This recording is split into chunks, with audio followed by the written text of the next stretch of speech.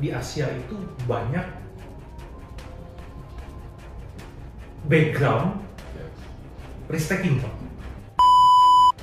Guys, kalian udah dengar sendiri dari Pak Demanto sebagai pihak broker ya, yang tahu data-data trader yang gagal, trader yang sukses. Kuncinya apa kata Pak Demanto?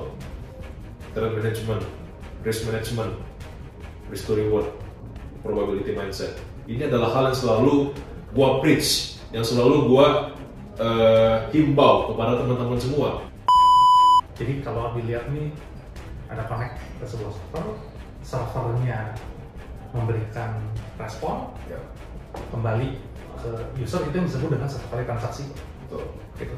Saya nge-buy, diterima server. Yang jadi seru adalah slippage ini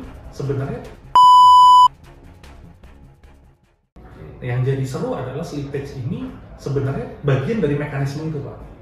Kalau kita panjangin ya, panjangin dari laptop, misalnya laptop di Bandung, data ini naik mobil atau sekarang apa ya, kereta cepat lah ke Jakarta 45 menit, Pak. Server itu di Jakarta.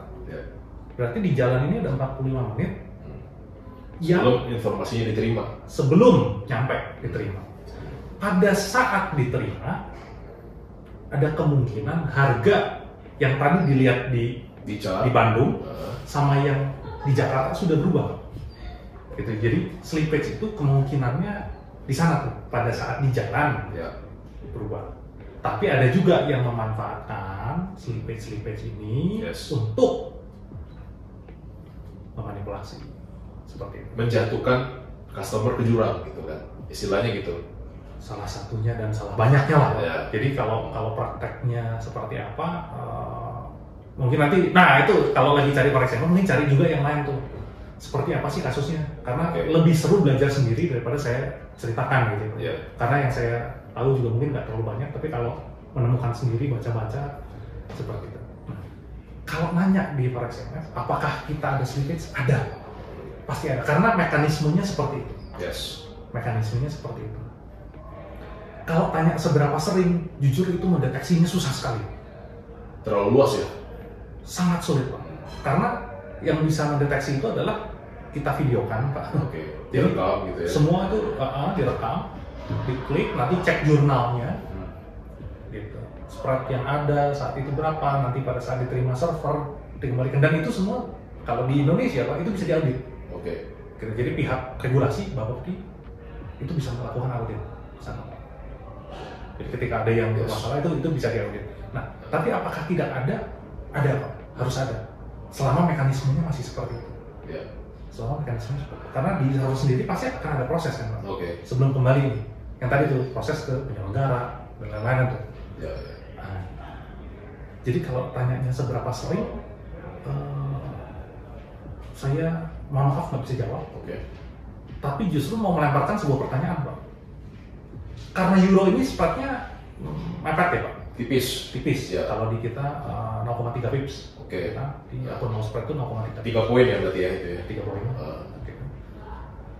Tapi yang populer itu emas, Pak.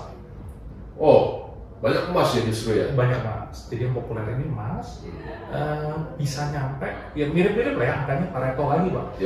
Sekitar hampir 80% itu orang trade-nya itu XAUUSD atau emas. Jadi akun baru ini tuh sebenarnya spread emas itu kita bisa dibilang kita usahakan untuk lebih kecil lagi gitu, Pak. Siapa tahu kalau para kita tertarik trade emas, karena ini yang populer. Saya bilang populer itu mungkin ya kalau cari insight, tinggal mengetahui USD atau secara volatilitas lebih cocok buat orangnya. Atau emas itu safe haven, jadi kalau kayak sekarang nih lagi perang-perang ya harus naik lah gitu.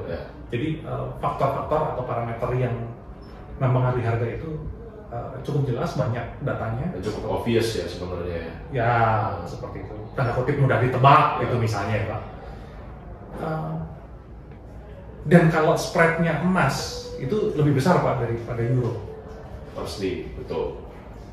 Lebih besar. Dan volatilitasnya juga cukup menarik, walaupun kalau secara volume transaksi realnya di dunia itu kan volume euro masih yang paling besar, masih yang paling sering diperdagangkan euro sebenarnya. Betul. Volume transaksi secara interbanknya itu paling besar. Tapi di emas ini kasusnya terhadap slippage itu ya pasti ada Pak. Kenapa? Karena spreadnya makin besar. Jadi kalau kita saat ini low spread emas itu di angka belasan Pak. Average-nya mungkin di angka 16-18 lah. Seperti 18 sen atau 18 poin lah ya. Gitu. Jadi kalau yang nanti tiba-tiba dia bisa naik ke 20. Nah, jangan sampai yang kayak begitu-begitu dianggap sebagai manipulasi. Kita perlu pahami itu bahwa memang secara teknis itu ada nih.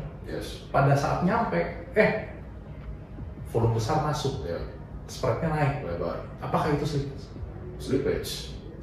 Tapi apakah slippage yang manipulasi? Betul. Kayak mungkin Bapak tahu nih, teman-teman semoga tahu. Stock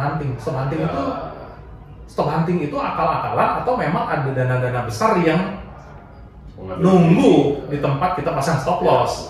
Dia ngerti technical. Oh, ini orang biasa pasang stop loss. Saya tunggu di sini. Ya. Yang banyak di situ justru. Itu dana besar atau whale atau institusional lah gitu ya. Masa sekarang kan institusional trader katanya kayak gitu.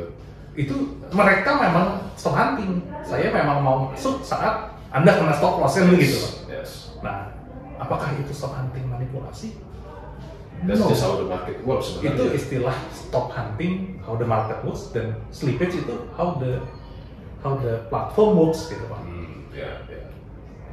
Beda kalau Bapak bisa datang ke server sendiri gitu. Jadi di Bandung datang aja ke Jakartanya tuh. Ya itu slippage itu akan jadi minus sekali. Karena sebenarnya dipermasalahkan sama trader-trader di luar sana itu bukan slippage yang natural seperti yang Pak Ronto jelasin, tapi balik lagi seperti yang tadi kita bilang, manipulasi. Ya kan, yang sengaja dibuat untuk memperkecil kemungkinan trader bisa profitable. Nah, sama saya tadi menariknya yang statement Pak Atmanto mengenai ada data jurnalnya bisa diambil berarti ya, data tick by ticknya bisa juga nggak itu? Enggak Pak, kalau tick by tick itu dari server ya, dari server. Tapi kalau saya rasa itu sama-sama sulit dibuktikan Pak. Itu sama-sama sulit dibuktikan. Ini best practice benernya ya. Wah, saya merasa mau data tick bisa ditulis Pak. Terus gimana? Bisa ditulis. Memang benar Pak, ada spreadnya seperti ini. Mau seperti apa Pak? Gitu. Susah dibuktikan. Akhirnya tetap akan ada dua. Walaupun ini ternyata data tick yang sebenarnya. Nanti bilang datanya edit nih atau apa gitu. Bener-bener kan kalau tick itu kan diekspor biasanya nanti bentuknya seperti apa ya? Text file atau CSV mungkin ya teksnya CSV kan pakai Excel sederhana atau pakai sekarang udah banyak yang gratisan. Nanti ini sebentar. Dan what gitu Pak. Maka dari itu kalau ya ini salah satu alasan kita maju dengan zero complaint itu, reputasi ini jadi penting Pak. Reputasi yang bisa di cross check itu jadi penting. Untuk orang yang make sense, kayak Microsoft Word kan bisa diketik nih, bisa diganti, bisa diedit. Harus repot nanti, ada audit lah segala macam. Seperti itu. Reputasi ini jadi penting. Itu indikasi utama. Ada pengki kan, ada. Apakah broker ini beroperasi dengan good faith atau enggak gitu ya? Yes. Dibilang ya. Ini menarik sih Pak Manto. Dan kalau dari saya sih pertanyaannya udah semua. Ini udah cukup menjawab setiap keraguan saya. Karena saya datang ke sini sebagai seorang yang skeptis. I mean, I know how broker works and it's fair gitu. Kalau broker mencari keuntungan ya wajar, bisnis, bukan lembaga sosial kan. Yes. Tapi balik lagi, kita tuh harus lihat dia beroperasi ataupun mendapatkan keuntungannya dengan good faith atau dengan bad faith gitu. Antara dengan cara yang baik atau yang menjatuhkan orang ke dalam jurang gitu. Dan saya lihat so far nih dari jawaban Pak Armanto dan yang udah saya research membenarkan bahwa Forex CFF salah satu broker yang bisa saya percayai. Dan saya mengakui kalau saya udah saya oke gitu, saya mengakui. Karena jujur Pak Armanto, begitu banyak tawaran kerjasama dari broker-broker di luar sana yang tidak pernah saya terima. Ya. Nah, Jadi ini bukan Pak Muta yang ngajak saya kerjasama, justru saya datang ini untuk riset secara langsung. Tapi kalau tembus saya ajak kerjasama Pak. Oh boleh. Buka akun donor darah ya Pak. Oke. Ditayangkan ya. Ditayangkan ya kayak ini. Ini kayaknya ditayangkan ya. Soalnya dari saya sendiri udah oke nih. Gitu. Okay. Tapi mungkin nanti pembuktian realnya Pak. Ya. Adalah ketika Bapak buka akun transaksi, karena itu yang the real dealnya. Ya. No apa ya? Berarti no sugar coatingnya di situ. Nggak akan ada manis-manisnya lagi kan. Saya udah sebagai customer. Experience. Ini kan baru kata-kata, baru penjelasan. Nah, sebelum kita masuk ke situ, Pak Armanto ada closing statement mungkin? Mungkin tadi kalau Pak David ini kan dari sisi trader melihat broker ya. Mungkin saya nitip dari sisi broker ke tradernya nih Pak. Ya. Gitu. Industri ini akan sangat berkembang. Broker-broker akan terpacu untuk punya standar yang bagus. Ya.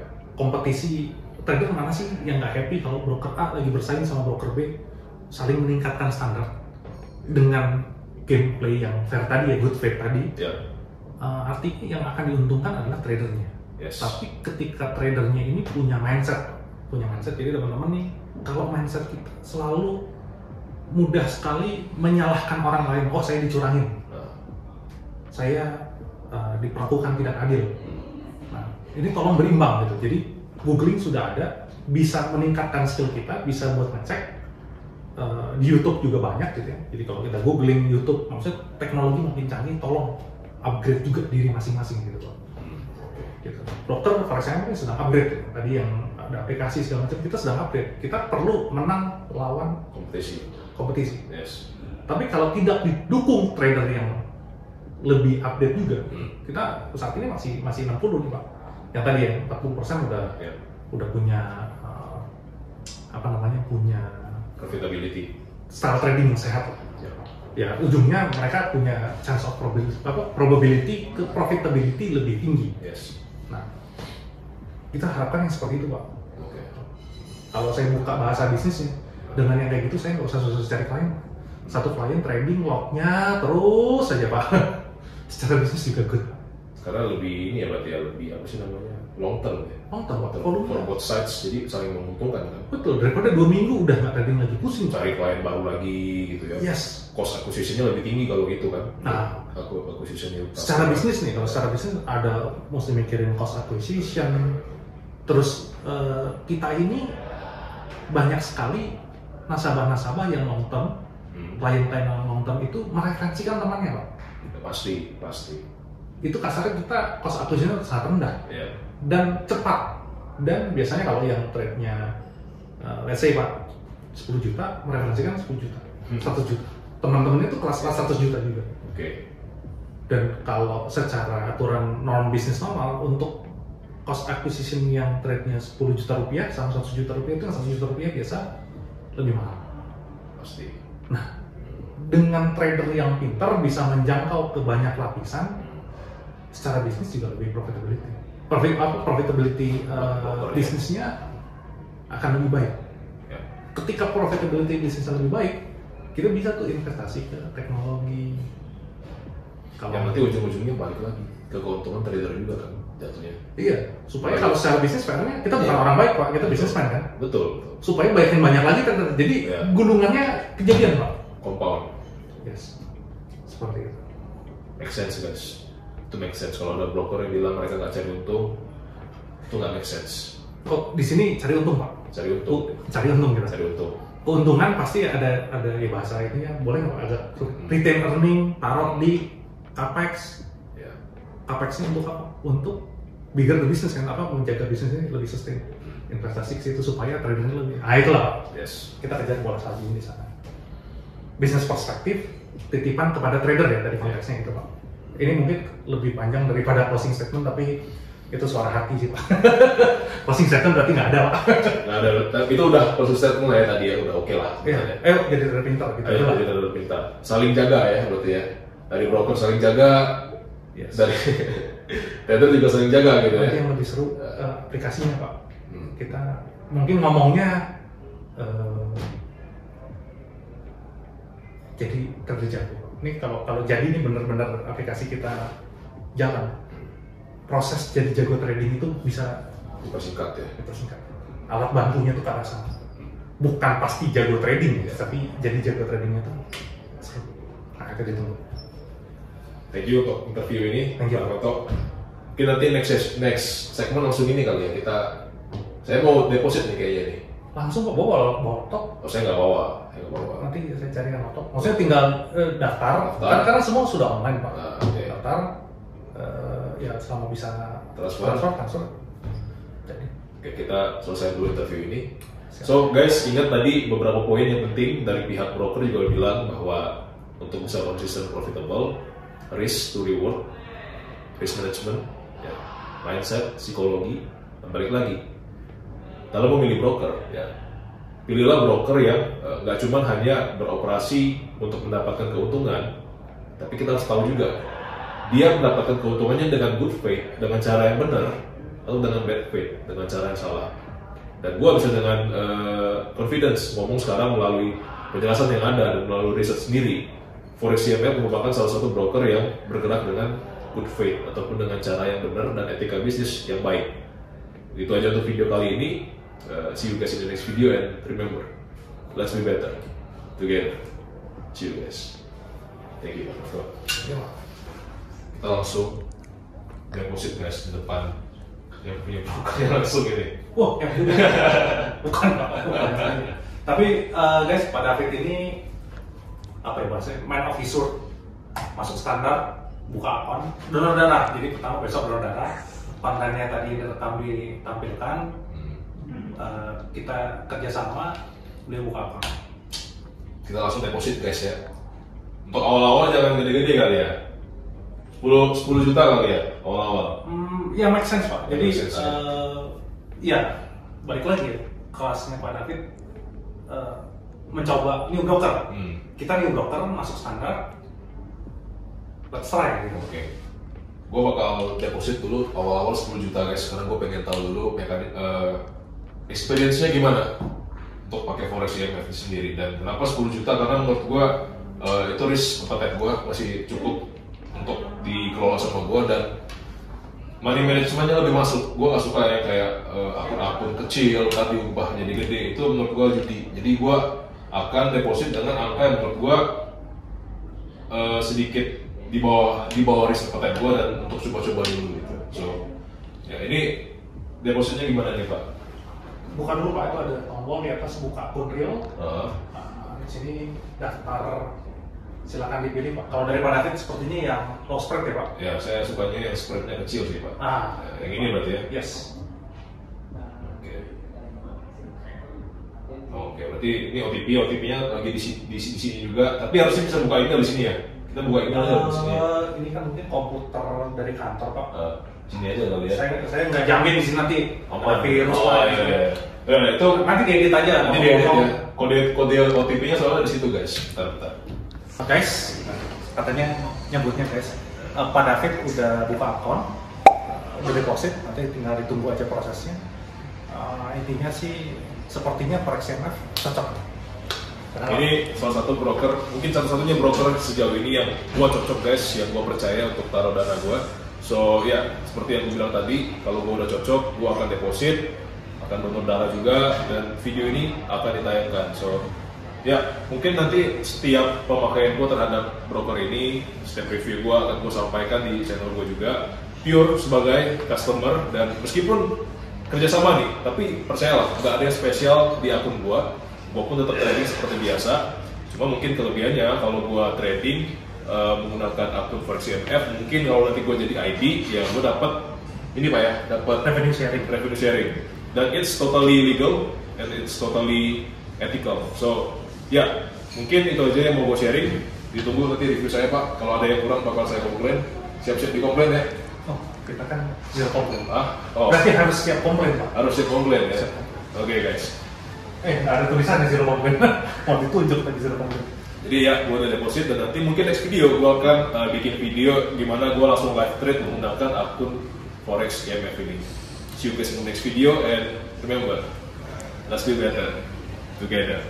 Jempol Pak, jempol. Oh jempol ya? Jempol. Kayak bapak banget nih. Iya, Oke. Bapak. Ya Pak. Oke, thank you Pak. Oke.